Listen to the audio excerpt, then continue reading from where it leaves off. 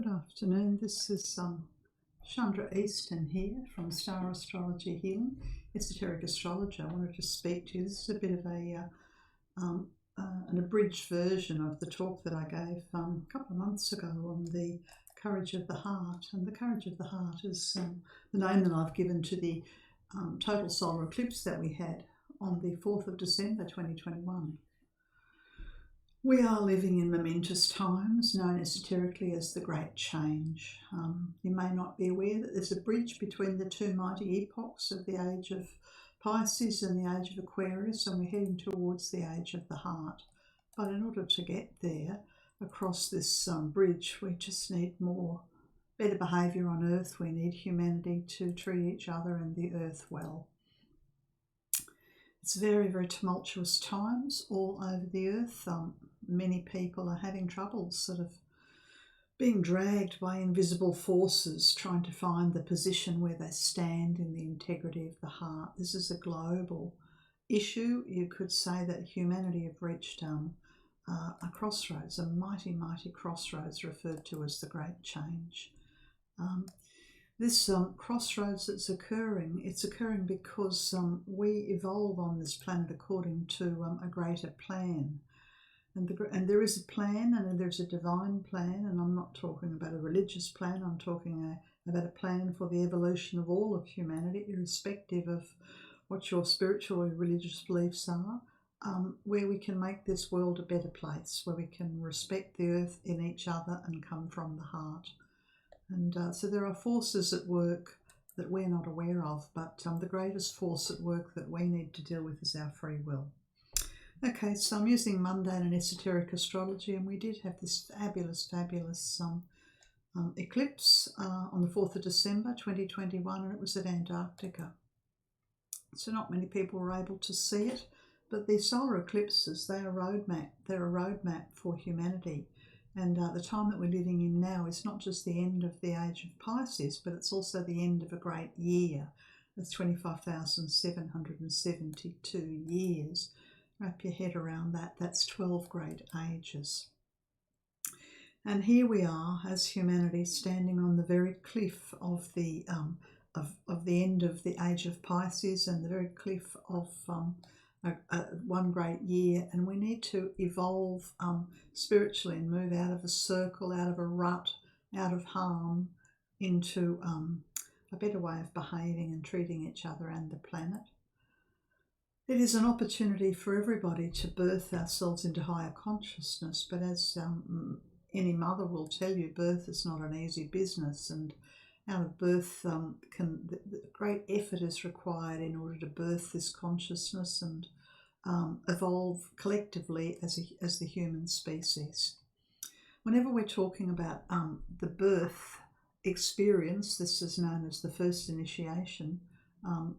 As an esoteric astrologer, we must refer to the 4 signs of the zodiac, Taurus and Scorpio, that's one pair, and Leo and Aquarius. And these 4 signs of the zodiac are they're very well represented in the charts of individuals who are approaching or have previously in the most recent lifetimes approached what we refer to as the fixed cross.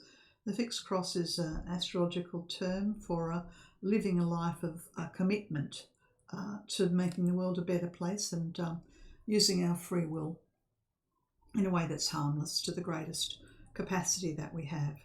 You can see here in this little image of the 4 fixed signs, and so when we're looking at the eclipse chart, just bear in mind that I'll be talking about these signs, Taurus and Scorpio, one pair, Leo and Aquarius. And this does not mean that only people with the sun in those signs of the zodiac are the ones who are receiving this impulse. We're all receiving this impulse for change. Okay, I've got this thing down. I'll get rid of it. So there's the chart cast for 8:44 p.m, a South Pole. And of course here we have at the South Pole a place where all the directions converge. So I'll show you the eclipse. There's the eclipse, the sun and the moon sitting in the sign of Sagittarius. You'll notice that there are lots of energy going on in Sagittarius. There's the South Node, the past life point, the sun, the moon, Mercury and Vulcan. Sagittarius is very strongly evidenced, as is the opposite sign of Gemini. I'll talk about that later, but for the moment I want to talk about these fixed signs. The sign of Scorpio, here it is, Mars is sitting in Scorpio in the 23.5 degrees Scorpio. It's right on top of the midheaven in Scorpio. All the angles, and the angles are the same number, 24.5, say 25 degrees, of the fixed signs, Scorpio, Leo, Taurus. Scorpio, Aquarius, Taurus and Leo. And because we're at the South Pole, then the ascendant and the midheaven are the same, both in Aquarius. So you could say that all the directions, north, south, east and west, unite to a point. It's a very significant place, the South Pole, for an eclipse. So let's talk about Mars. Mars is the planet associated with, one of the planets strongly associated with the ego, and it takes a great deal of higher consciousness until Mars begins to work in a purified manner through the light of the immortal self. Mars is sitting in the degree we refer to as separation, and Mars is, think of it as a weapon, think of it as the general, think of it as the person that's or the corporations that are in charge of the global war that's going on. We have a war of words happening. We have a war where the worst aspects of humanity are out on full display, and we would hope that that will bring forth the best aspects of humanity. The sign of Scorpio, we've got it sitting up here on the midheaven, also in these degrees associated with separation. So what I'd like to say to you here is that one of the tactics to block, from the ego's perspective, to block the growth, and I'm talking about the dweller on the threshold, I'm talking about the collective ego of humanity that is resistant to growth, resistant to change, afraid of the light, wants things to stay as they are. This primary tool is separation and some form of religious zeal. We've had a great deal of what would come across as religious zeal coming out of the mouths of many scientists who've taken huge amounts of money from the mega corporations, the big pharma, to be able to sprout non-truths. We have the sign of Aquarius. The sign of Aquarius is one of those four signs of the fixed cross. We have Saturn in Aquarius, both the midheaven and the red line, that's the ascendant, and Jupiter in Aquarius.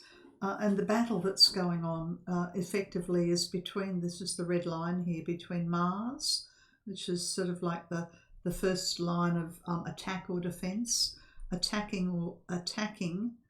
the energy of Jupiter. Jupiter is a sacred planet. Beautiful, beautiful sacred planet sitting in a very, very significant position here. It's associated with compassion and love and harmlessness, and it's connected to the Buddha. And so you could say that, and the ascendant is the part of the chart that is a goal, let's call it an aspiration for humanity to ascend through the sign of Aquarius. I forgot to mention that the eclipse is relevant for 3 years. And so that takes us through until the 4th of December 2024. So we're just a couple of months into this eclipse. Okay, the other signs of the zodiac that are strongly evidenced here on the fixed cross, there's Uranus, the planet of that brings in the Shambhala impact. It's in the sign of Taurus. And these planets here, they're all on the left-hand side of the chart. Mars, the ascendant, and the strong Saturn-Uranus square. And so the whole energy of these three signs of the fixed signs, Scorpio, Aquarius and Taurus, is pulled back towards the ascendant. And think about the ascendant a bit like a bow that's pulling the arrows strong, so that the arrows of truth go out and pierce the heart. The sign of the heart is the sign of Leo. The goal and the purpose of this total solar eclipse over the next 3 years is to pierce the heart chakra of humanity, to cleanse some of the toxic matters that have gathered around our hearts, that have stopped us from treating each other better, treating the animal kingdom well, respecting the earth, and strengthening the connection with the soul. So the Mars-Jupiter is the attempt to throw us A Mars-Jupiter square is the attempt to throw us off the track. Mars, when it's in Scorpio operating at its lowest vibration, creates chaos and separation. Well, we've had chaos and separation for a couple of years, and this eclipse is indicating that it's important for us to be able to look through the veils of illusion and recognise the purpose of the chaos and the separation that has been created. And it's to keep us away from our divine selves, to keep us away from each other, to keep us away from the energy of compassion. We know that one of the things that the power elite do is to try and divide and conquer. That's the 24th degree of separation. Jupiter, while it is in a fabulous, fabulous placement, sitting on the ascendant, associated with compassion and love, is also in the sign of Aquarius. And Aquarius, on an exoteric level, a worldly level, has a great deal to do with science. And so what we need really is for the heart to be involved in science and the heart to be involved in technology. And I would postulate the view that this is the opposite of what's been happening. Technology is being run for the elite, for the powerful, for the wealthy, for the billionaires, for the technocrats. And science has been bought off, I think. And anything that poses as good for our health generally is the opposite. It's good for the pockets of the big agricultural companies, the big pharma, the big telecommunications, and corporations are the ones that benefit. So there's a great struggle going on. Yes, I'll talk a little bit about the fact that the sun and the moon are sitting in the 12.5 degrees Sagittarius, and this has got a connection to the fixed star Antares. Antares is known as the Watcher of the West, and it's one of what we refer to as the archangelic stars. Previously, well, it's still called the Heart of the Scorpion, even though the Antares is now located. There it is there, the Heart of the Scorpion. A couple of thousand years ago, that's where Antares was, but now with the precession of the equinoxes, it is very close to the 11th degree. There is 11 degrees of Sagittarius. As I said, it's an archangelic star, a star that holds the energy of protection and justice for Earth. It's previously had a very strong connection to ancient and therefore to Abraham and the Jewish people.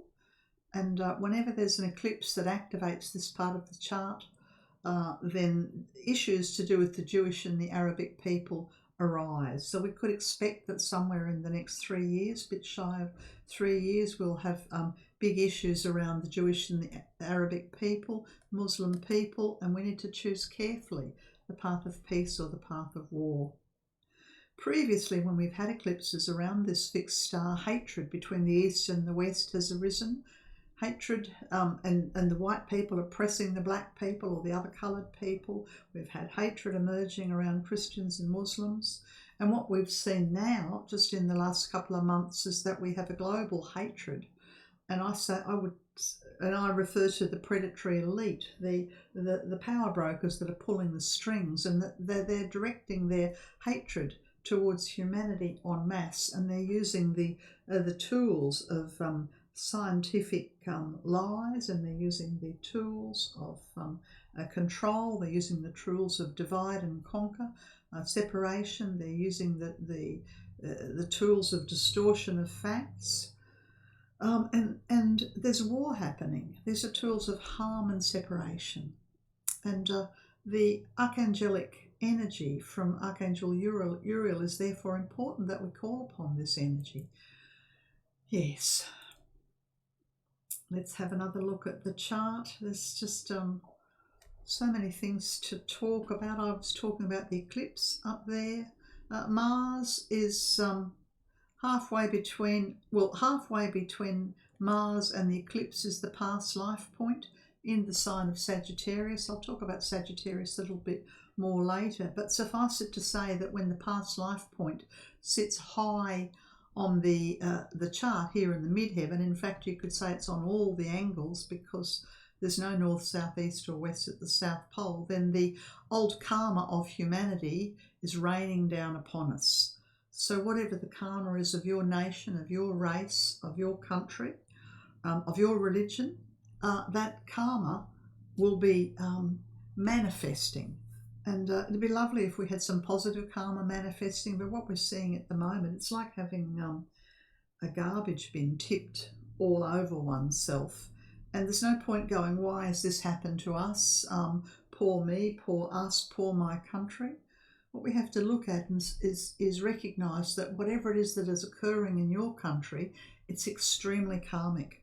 And this is part of the spiritual grace, that we need to make amends and change things that... So, for instance, here in Australia, we've separated and segregated and treated the Aboriginal people as the lower class citizens, and now that karma has come back, and Australians are being treated as lower class citizens by their own governments. Yes, the Aquarius is very interesting because Saturn, the planet associated with karma, is in the house, the 12th house of karma, and it's in the house, the sign of Aquarius, which is associated with science. And so you could say, until we work effectively and well with information technology and with science and with medicine, we can't neutralise the karma from the past, and therefore we can't move forward. Very, very complicated history that humanity has with meditation, with science and with medicine and with technology.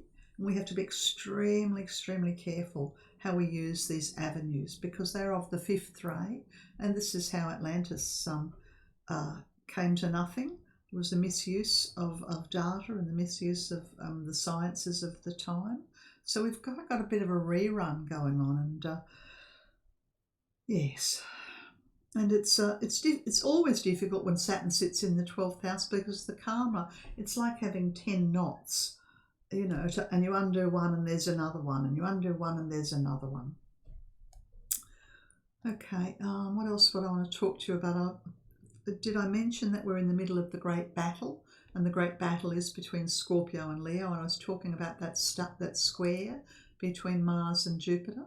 And the sign of Scorpio is a very interesting sign of the zodiac, because it tends to hold the deep shadow, my shadow, your shadow, humanity's shadow, the things that are buried in our subconscious.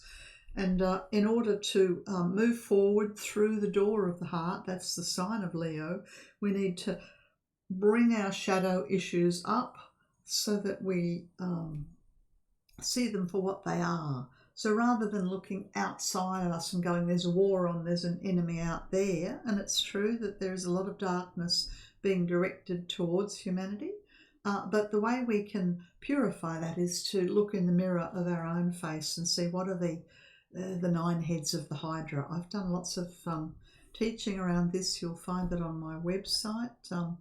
I think that the teaching's called From Darkness to Light. And I speak about the 9 heads of the Hydra, and I speak in depth about the sign of Scorpio and how it's been cleansed between 2019 and 2026, but I digress. So I was telling you before about those degrees of separation, and how Jupiter is in the 24th degree of Aquarius, and that the midheavens are in those 24th degree, and that we need to use our heart as a compass rather than separate. I invite you to start thinking about what's going on in the world, not as us and them, but how do we meet in the middle as humans who are having a spiritual experience, trying to be the best that we can be, and just refuse to play the game or fall into the game of separation, us and them. And in that way, we will bring towards us the archangelic protection of Archangel Uriel and his holy host. Okay, I'll talk to you a little bit about the signs of Sagittarius and Gemini. These are signs that have tests to do with loving speech and silence. There's a whole teaching in itself about this, which if you go onto my website and, what is it called now? Can't remember.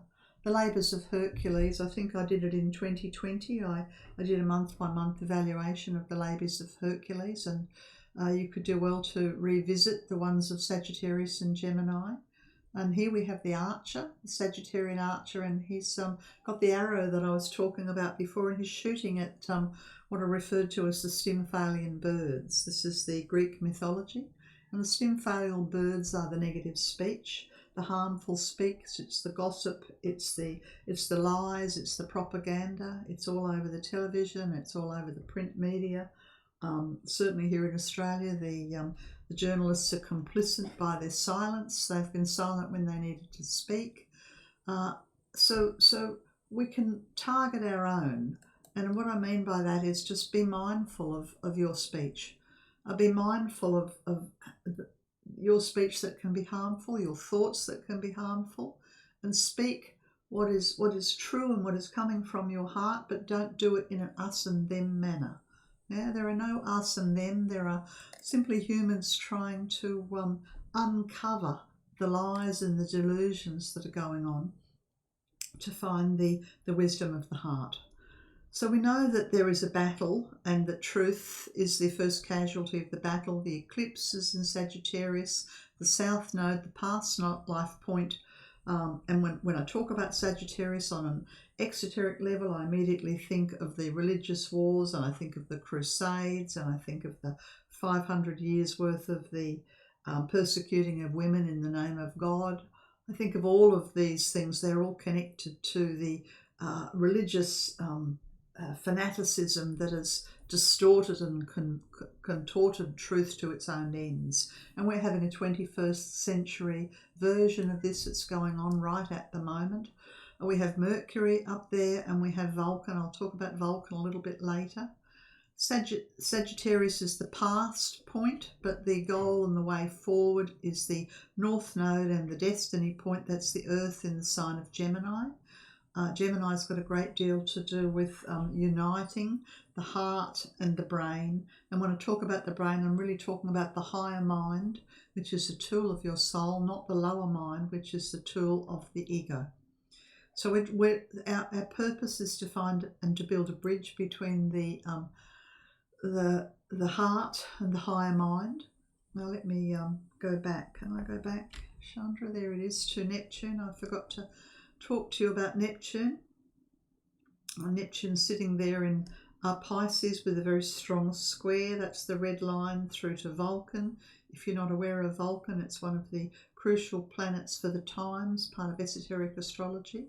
And you see that Neptune's under strong attack from the Vulcan, which brings in spiritual truth. And Neptune acts as propaganda and distortions and lies and mysterious invisible things like viruses. Yes, so we have to work really hard to bring spiritual fire in to clear the fog so that we can find what's the truth and what's the lie, where we've been deluded, where we've been hoodwinked, to try and find our compassion, to pierce the veils of glamour and delusion. And this is a task. Vulcan is often represented by a sword, a flaming sword. Generally it's a downward pointing flaming sword, but I love this image here because it has the fire, it has the sense of spiritual will, and it has the ruby on the heart. As I mentioned, the North Node in the chart is very important in Gemini, and we are looking for compassionate speech and intelligence, where we use discrimination to get past the various lies, because it might be your ego lying to you and obscuring the truth from you, or it could be lies that are on the media or lies that are in the print. But there are distortions upon distortions upon distortions, and the test for us is to pierce the veil. We're hoping to move through into the sign of Leo. I told you that we have to get there via the Jupiter. Leo and Aquarius, the highest vibration of Leo and Aquarius is that we open the door to the heart, and that we have principles and we stand in the heart according to those principles, and that we invoke the holy energies of love and wisdom. You can invoke them from the mothers of the earth, you can invoke them from the Buddhas, you can invoke them from the Christ within you, you can invoke them from nature. But we're calling upon uprightness of the heart to shine a light and lead humanity, that's Aquarius, forward. I mentioned before, because Jupiter is sitting on the Aquarian ascendant, we need enormous discrimination to sift through the truth, the statistics, the facts, the science, the medical analysis. We can't just blindly believe. Wisdom of the heart. And you know, we live in the information world and the information technology, and we can be blinded with the glamour of that, and we can think that it is the be-all and the end-all to everything, and before you know it, you're tracked and traced within an inch of your life, and before you know it, you've been forced and pushed lemming-like towards the technocratic society, and the machines or the predatory elite have run and taken control of Earth via their technology. We don't want to go that way. I was just talking about the predatory elite, so let's talk about Pluto. Pluto's another one of the non-sacred planets in our solar system. Did I say before that the non-sacred planets are Mars and Pluto? The Earth, we live on a non-sacred planet, we kill each other, and of course the Moon. When Pluto, the planet associated with power, sits in the sign of governments and corporations, and it sits in the 12th house, well, all I can say is that enormously bad karma is being created by the predatory elite and by the governments who comply because they've been given tax credits, or because they've got them by the short and curlies, because the World Bank or the international monetary funds have the governments over a barrel. So the misuse of power that's connected to Pluto is enormous. However, there are some sextiles, that's the green lines, over here, and we have the planet Venus sitting on top of Pluto, and I'm hoping that there will be new leadership and new methods of banking and new ways of working in groups, and the younger generation and women arising to take a stand and to lead us forward out of this morass that we're in, because morass is the only word I can think to describe it. The highest way of working with that Aquarian energy, and this is Jupiter on the Aquarius ascendant, and Jupiter connecting to all the angles, is the AHIMSA, harmlessness. Yeah. So however and in what way we attempt to engage in life, let's be harmless. Let us strive for harmlessness. And you could say we have the opposite happening. I think we have great evil happening on the planet at the moment. Ahimsa, harmlessness, is nothing more than the lived principle of recognising what harms you harms me. The air you breathe is the air I breathe. The love you share is the love I share. There are groups. It's enormously encouraging to see the wellspring, the uprising of people who are standing up in the name of truth and liberty and justice and democracy. We have this all around the planet. It's wonderful to see. The best use of Jupiter and Aquarius is this heart-based community. Yeah, so in whatever way, wherever your community is, it could be in the garden, it could be a prayer group, it could be a mother's group. Wherever your community is, embrace them and unite with them. And in this way, we will be able to move forward into the age of the heart, the age of Aquarius. I love this. I saw it somewhere on social media not long ago. Life isn't about being right. It's about being understanding, compassionate and kind towards one another, regardless of our differences. And well, that image says it all. And I could say I've seen similar images of people who are vaccinated or unvaccinated. And it's not about our choices, it's about our unity. Let's talk about Vulcan and Pluto. Vulcan's the sacred planet of the first ray, associated with spiritual will and power. And Vulcan acts as a purifying agent. Think of Vulcan as connected to spiritual fire, whereas Pluto is the non-sacred planet, which looks like a person standing with their arms above their head, surrendering, one would hope, to goodness, to justice, to mercy and compassion. In order to progress as a species and transition through the first initiation, we need to find an allegiance to spirit, an allegiance to something larger and greater than our individual selves. Yes, so let's look at Vulcan and Pluto in the charts. As I said, Pluto is hamstrung karmically. There's an enormous amount of karma that's being held by the governments and the predatory elite.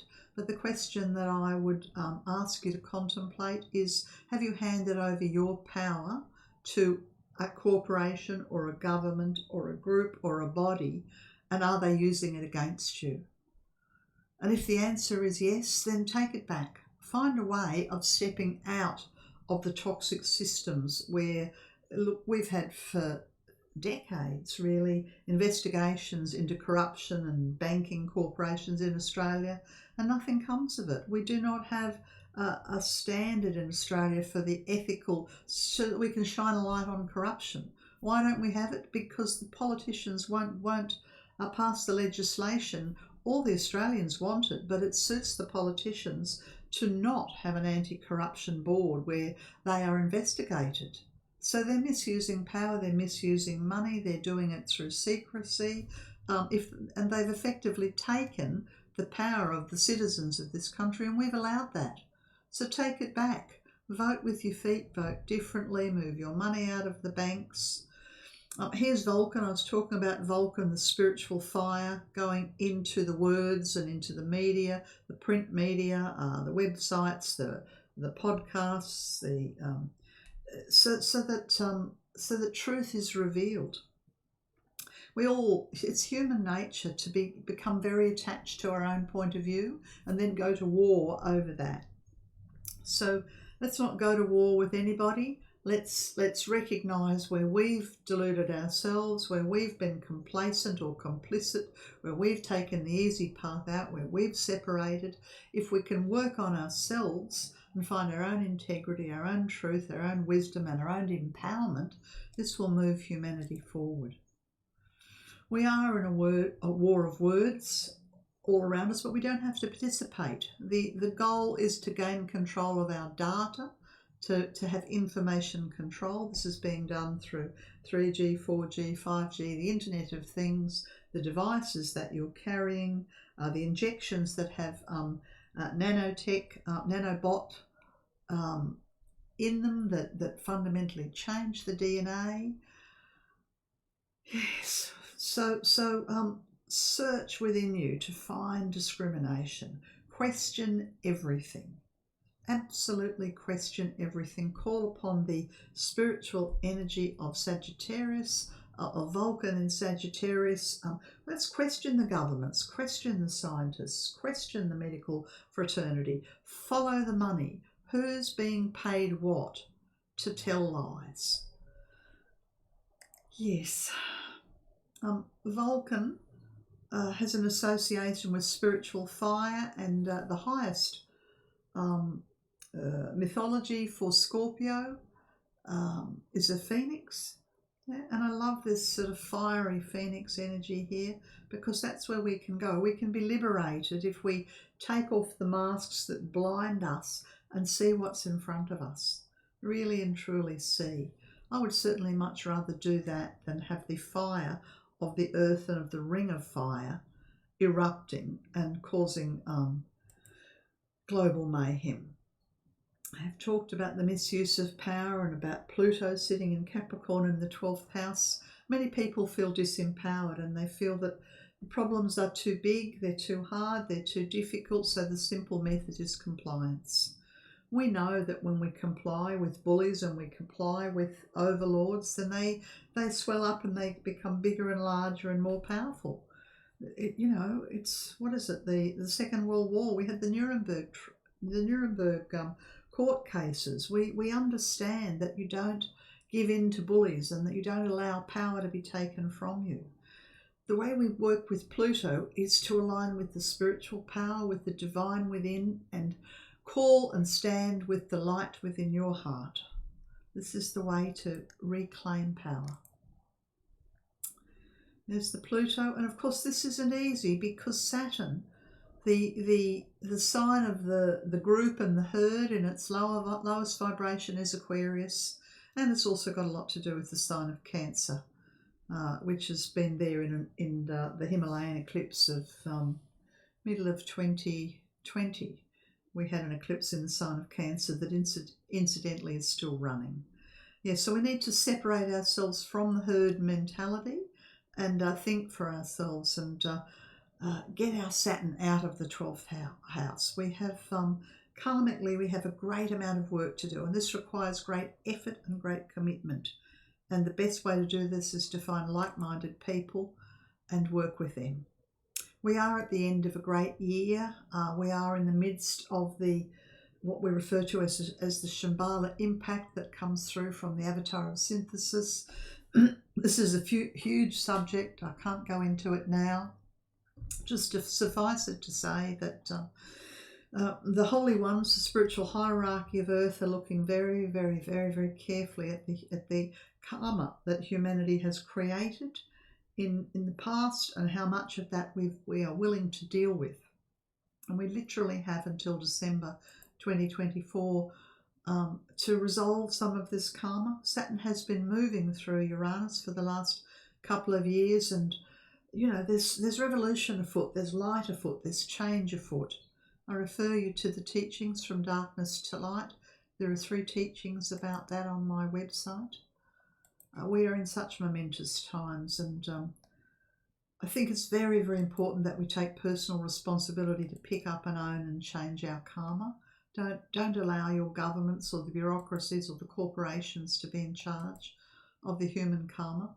Pick up your own courage, your own freedom, your own capacity to call for light. We all have it, and when we do this, the energy of the holy ones will come to us from the regions of Shambhala and will descend and assist us, and we will have divine energies helping us to clear the karma that we have created. We can't have our magic karmic slate wiped, yeah. But we have to put in effort, and it's your soul that's calling you to this effort.